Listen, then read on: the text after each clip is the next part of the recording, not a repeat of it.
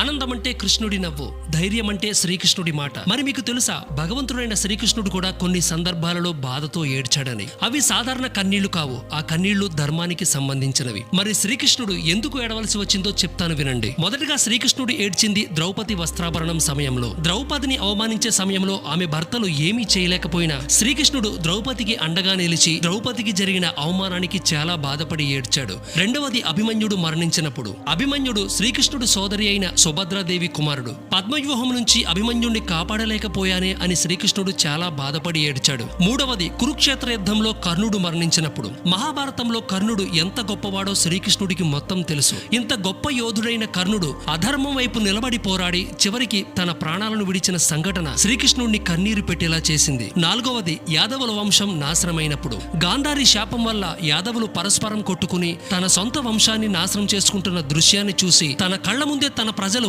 అలా అవ్వడం శ్రీకృష్ణుడు తట్టుకోలేక ఏడ్చాడు. అయితే కృష్ణుడి కన్నీళ్లు ధర్మానికి పునాది. ఈ ప్రపంచంలో ఎంతటి దుఃఖం వచ్చినా మనం ధర్మాన్ని నిలబెట్టే ప్రయత్నం చేయాలి. ఎందుకంటే ధర్మం నిలిస్తే ఈ ప్రపంచమే నిలుస్తుంది. సో ఈ వీడియోకి ఒక లైక్ చేసి కామెంట్ సెక్షన్ లో హరే కృష్ణ అని కామెంట్ చేయండి. Please subscribe for more videos.